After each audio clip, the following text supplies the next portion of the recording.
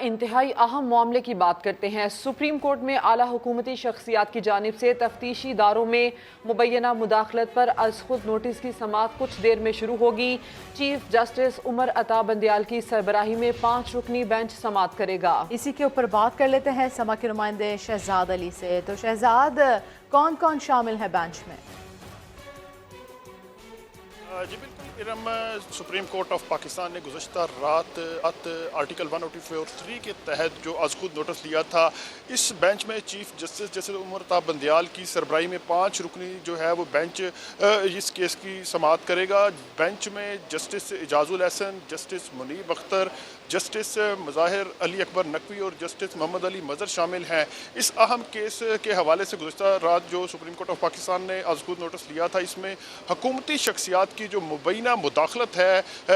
Different departments میں، اس کے حوالے سے عدالت عالیہ نے اس چیز کا نوٹس لیا تھا اور یہ کہا گیا تھا کہ جو احتساب کے ادارے ہیں ان میں مداخلت سے جو ہے وہ نظام انصاف جو ہے وہ کمزور ہو جائے گا۔ پراسیکیوشن پر اثر انداز ہونے کی وجہ سے جو ریکارڈ ٹیمپرنگ ہے اس کے بھی خدشات کا اظہار کیا گیا تھا۔ ایک معزز جج کے نوٹ پر جو ہے وہ chief justice of Pakistan justice Umar Ata Bandial نے اس معاملے کا جو ہے وہ از خود نوٹس لیا ہے۔ دن 1 بجے سپریم کورٹ کے کورٹ روم نمبر 1 میں اس اہم کیس کی سماعت جو ہے وہ چیف جسٹس کی سربراہی میں شروع ہونا تھی۔ اس وقت جو ہے وہ کمرہ عدالت میں جو سینئر وکلا ہیں اور اٹارنی جنرل اشتر صاحب وہ پہنچ چکے ہیں، اور اب سے تھوڑی دیر بعد جو ہے وہ چیف جسٹس کی سربراہی میں 5 رکنی لارجر بینچ جو ہے وہ اس اہم کیس کی سماعت کرے گا۔ اس وقت جو ہے وہ کمرہ عدالت میں غیر معمولی ماحول ہے۔ سینئر وکلا کے ساتھ ساتھ جو ہے بیرسٹر ظفر اللہ مسلم لیگ نون کی جانب سے وہ بھی کمرہ عدالت میں اس وقت موجود ہیں اور انتظار کر رہے ہیں کہ اب سے تھوڑی دیر بعد اس اہم معاملے کی جو سماعت ہے وہ ہونے جا رہی ہے۔ جی شہزاد، آپ ہمیں اس حوالے سے اپڈیٹ کر رہے تھے۔ اسی پر مزید بات کرنے کے لیے بیورو چیف اسلام آباد خالد عظیم صاحب اور سینئر اینکر بیرسٹر احتشام بھی ہمارے ساتھ ہیں۔ خالد عظیم صاحب، اس معاملے کو سمجھنے کے لیے سب سے پہلے آپ سے یہ سوال، کتنا خوش آئند ہے یہ اتنے اہم معاملے کے اوپر ملک کی اعلیٰ ترین عدالت کا خود نوٹس لینا، اور کتنی تشویشناک یہ بات ہے ان شخصیات کے لیے جو کہ اثر انداز ہونے کی کوشش کرتی ہیں؟ دیکھیں جی، میں سمجھتا ہوں کہ تھوڑی سی جو صورتحال ڈیفرنٹ بن رہی ہے وہ اس وجہ سے ہے کہ جو اس وقت لوگ اقتدار کے ایوانوں میں ہیں، چاہے وہ وزیر اعظم ہیں، وزیر اعلیٰ پنجاب ہیں، ملک کے وزیر داخلہ ہیں یا اور بہت سے زعماء، ان کے اپنے خلاف چونکہ کیسز موجود ہیں اور اس قسم کی اطلاعات آ رہی ہیں کہ جو رد و بدل ہو رہا ہے پراسیکیوشن میں اور جو لا آفیسرز کو تبدیل کیا جا رہا ہے، اس طرح سے جو کچھ انتظامی عہدے جو ہیں ان میں رد و بدل کیا جا رہا ہے، اس کا مقصد یہ ہے کہ ان کے خلاف جو کیسز ہیں اس پہ اثر انداز ہوا جا سکے۔ اور اسی طرح سے کچھ لیجسلیشن کی بات بھی کی گئی ہے، خاص طور پہ جو گردش میں ہے کہ نیب کا قانون تبدیل کرنے کے لیے کوئی مسودہ تیار کر لیا گیا ہے، اور اوپنلی بھی حکومت کے لوگ کہہ چکے ہیں کہ ہم نیب کا قانون جو ہے وہ تبدیل کرنا چاہتے ہیں، نیب میں اصلاحات لانا چاہتے ہیں۔ الیکشن کمیشن کی بات بھی انہوں نے کی، لیکن الیکشن کمیشن کا معاملہ چونکہ ڈیفرنٹ ہے، لیکن نیب جو ہے وہ بہرحال ان کیسز سے ڈیل کر رہا ہے جو کیسز اس وقت موجود ہیں مختلف عدالتوں میں، تو اس کے حوالے سے۔ لیکن ایک بات جو ہے وہ بالکل طے شدہ ہے کہ جب بھی کوئی حکومت آتی ہے تو وہ اس قسم کی تبدیلیاں کرتی ہے، اور کوئی بھی دور ایسا ہمیں نہیں دکھائی دیتا کہ جس میں ہم یہ سمجھیں کہ جو پچھلا سیٹ اپ ہے وہ سارے کا سارا اسی طرح سے کنٹینیو کیا ہو اس میں۔ البتہ یہ ضرور ہے کہ وہ لوگ جو ہیں اس کا اس انداز میں فائدہ بھی اٹھاتے ہیں۔ اگر ریسنٹ مثال دیکھی جائے تو جو دھرنا 2014 کا تھا، اس کے دوران ہونے والے جو تشدد کے واقعات تھے، اس میں صدر عارف علوی اور وزیر اعظم عمران خان سمیت بہت سے حکومتی زعماء جو ہیں اس میں شریک تھے، لیکن ہم نے دیکھا کہ جب وہ کورٹ میں جا کے پراسیکیوشن نے یہ کہا کہ ہم اس کیس کی اب پیروی نہیں کرنا چاہتے، تو ایک طرح سے انہوں نے بھی اس وقت یہ بینیفٹ لیا، اور اس کا سلسلہ تھوڑا سا پیچھے جاتا ہے۔ اس کا آغاز جو ہے وہ کراچی سے ہوا تھا۔ ایم کیو ایم نے اس وقت اپنے مقدمات ختم کروانے کے لیے پراسیکیوشن میں جب وہ حکومت کا حصہ بنی تھی تو انہوں نے اس بات کی کوشش کی تھی کہ پراسیکیوشن ان کے اپنے لوگ ہوں، اور لہٰذا بہت سے ایسے مقدمات جس میں دہشت گردی کے سنگین مقدمات بھی موجود تھے، ان کا جو ہے وہ اس انداز میں خاتمہ ہوا،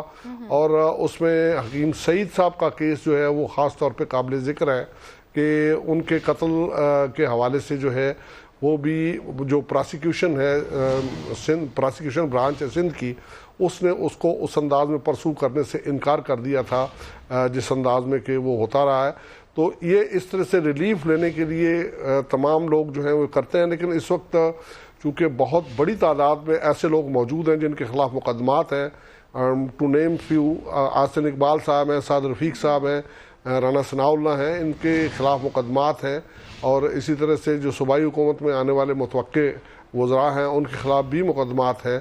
اور ان مقدمات کے حوالے سے اس بات کا خدشہ ظاہر کیا جا رہا ہے کہ اس کا ریکارڈ بھی ٹیمپر ہو سکتا ہے، اور ان لوگوں کو ہٹا دینے سے وہ جو پروسیس چل رہا تھا وہ پروسیس اس میں رکاوٹ آ سکتی ہے. تو اس چیز کو پیش نظر جو ہے وہ عدالت نے سو موٹو دیا ہے اور اس میں لیا گیا ہے. تو خالد عظیم صاحب ساتھ ہی رہیے گا، ہمارے نمائندے شہزاد علی ہمارے ساتھ موجود ہے. تو شہزاد، اہم سماعت اب شروع ہو چکی ہے؟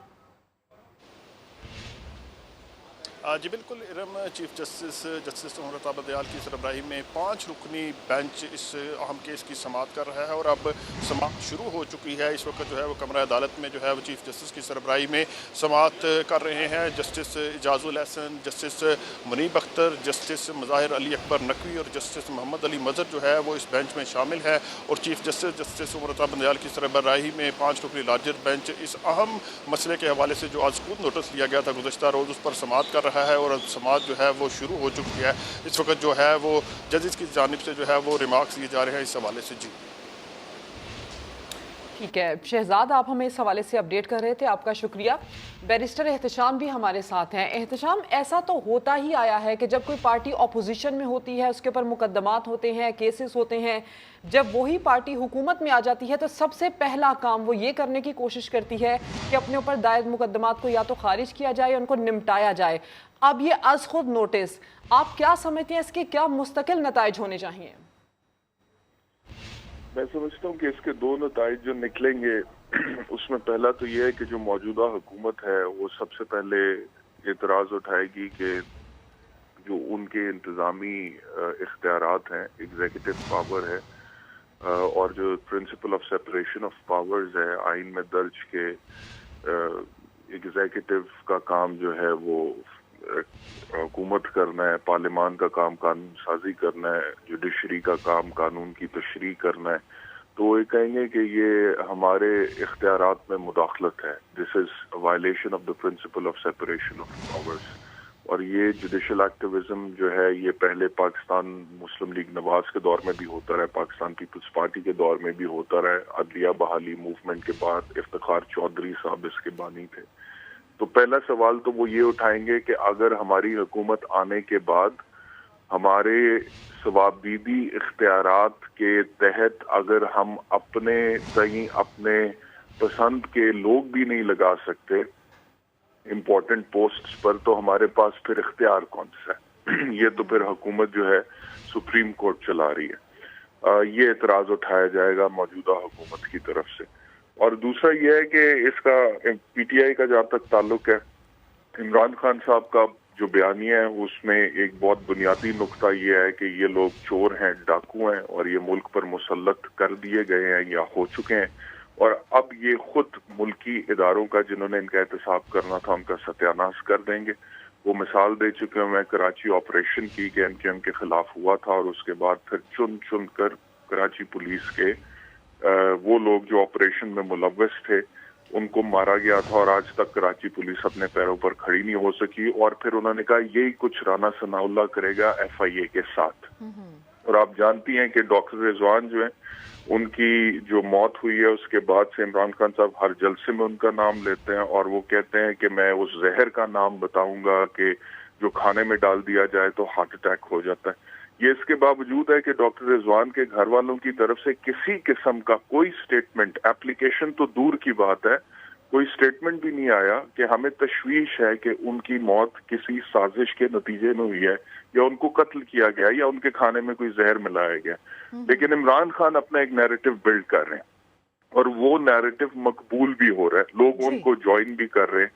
تو یہ جو تشویش تھی پاکستان کی عوام میں کہ واقعی اگر عمران خان کا نیریٹو بلڈ ہو گیا، میرے خیال میں اس سو موٹو نوٹس کے بعد سے हुकूमत को तो जो इतराज़ात होंगे वो अपनी जगह पर होंगे, लेकिन खान साहब का भी ये जो नैरेटिव है कि ये हुकूमत जो है ये सिर्फ इसीलिए आई है कि केसेस खत्म कर दिए जाए, वो नैरेटिव भी दम तोड़ेगा इस सो मोटो नोटिस के बाद से। और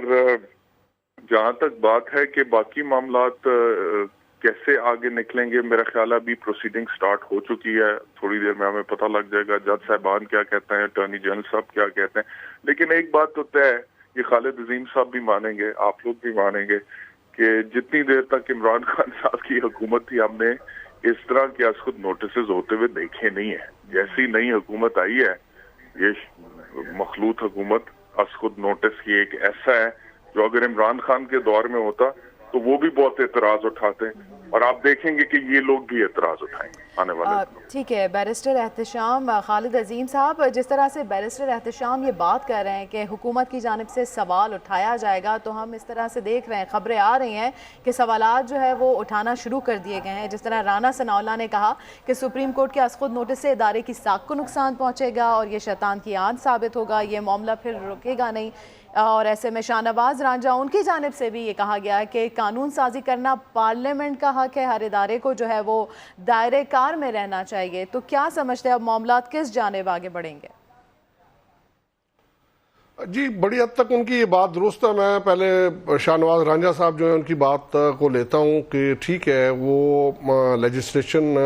पार्लियामेंट का इख्तियार है, लेकिन उसमें लिमिट्स हैं। और एक बात तो बहुत तयशुदा है कि जो ऑर्डनरी लेजिस्लेशन है वो अगर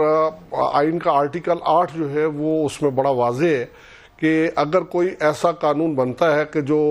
बुनियादी हुकूक के जो फंडामेंटल राइट्स दिए गए हैं इसके चैप्टर 2 में कॉन्स्टिट्यूशन के, अगर वो उनसे मुतसादिम है तो कोर्ट्स को ये इस बात का इख्तियार है कॉन्स्टिट्यूशन कोर्ट्स को कि वो उसको सेट असाइड कर सकती हैं, वो उसको कलअदम करार दे सकती हैं। और ऐसी बहुत सी मिसालें हमारे सामने हैं कि उनको मावराए आइन करार दे के अल्ट्रा वायरस करार देते हुए उनको जो है वो नल एंड वाइड करार दिया गया ऐसे कवानीन को, लेकिन उनको बाज़ाब्ता तौर पे चैलेंज करना पड़ता है। लेकिन ये प्रीएम्प्टिव मेजर टाइप की कोई चीज़ जो है, अगर मैं तो समझता हूँ कि ये पहली मरतबा देखा जा रहा है, क्योंकि इससे पहले जब कभी किसी मुजवज़ा लेजिस्लेशन को भी किसी कोर्ट में भी चैलेंज किया गया है तो अदालतें उसको प्रीमेच्योर कह देती हैं और कहती हैं कि जब तक कोई चीज़ सामने ना आए उस वक्त तक उसके ख़िलाफ़ किसी किस्म की कोई जुडिशल कार्रवाई उसमें हो नहीं सकती। तो ये एक ताज्जुब की बात ज़रूर है, क्योंकि उसमें लेजिस्लेशन का जिक्र भी किया गया है। तो क्या किसी ऐसी लेजिस्लेशन को प्रीएम्प्ट करने के लिए सुप्रीम कोर्ट, जिसका कि अभी कोई वजूद ही नहीं है, और मैं जो तजवीज़ है, क्या उसको सुप्रीम कोर्ट उसको रोकने के लिए कोई कार्रवाई कर सकती है? एक तो सवाल ये है। दूसरा, बैरिस्टर एहतशाम भी जिस तरफ जिक्र कर रहे थे, मैं फिर ये कहूँगा कि चूँकि एक पॉपुलर नैरेटिव इस वक्त ऐसा है कि जिसमें ये शदोमत से ये कहा जा रहा है कि लोगों को तब्दील करके,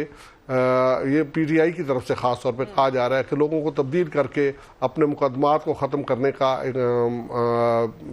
रास्ता हमवार किया जा रहा है, तो फिर दूसरे लफ्ज़ों में ये समझा जाएगा कि इस वक्त सुप्रीम कोर्ट जो है वो रूल ऑफ लॉ के लिए नहीं बल्कि अपोजिशन के उस मौक़िफ़ को स्ट्रॉन्ग करने के लिए मैदान में आ गया। अगरचे ऐसा है नहीं, लेकिन ये जो परसेप्शन पैदा होगा इससे वो यही है कि वो जो बयानियाँ अपोजिशन इस वक्त अपने मखसूस सियासी मकासद के लिए लेके चल रही है, उसकी तायीद जो है वो सुप्रीम कोर्ट के इस इकदाम से हो रही है। और मैं समझता हूँ कि आपसे ही एक और सवाल ये कि अब जिस तरह से अदालत खुद इंटरवीन कर रही है, अदालत खुद नोटिस ले रही है और ये भी कह रही है कि एहतसाब कवानीन में और निज़ाम इंसाफ में मुदाखलत ये कानून को नीचा दिखाने के मुतरादिफ होगा, तो इस सूरत में सुप्रीम कोर्ट का दायरा इख्तियार क्या बनता है?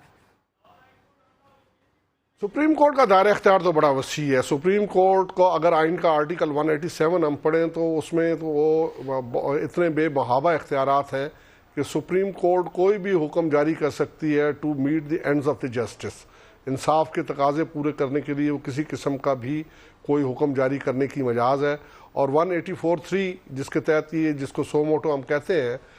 उसकी जो बुनियादी दो शराइत होती हैं, वो एक तो ये है कि वो मामला पब्लिक इम्पोर्टेंस का हो, और दूसरा उसके साथ साथ उससे फंडामेंटल राइट्स जो हैं उनके इन्फ्रेंज होने का या उनके मुतासर होने का खदशा हो तो फिर उसी सूरत में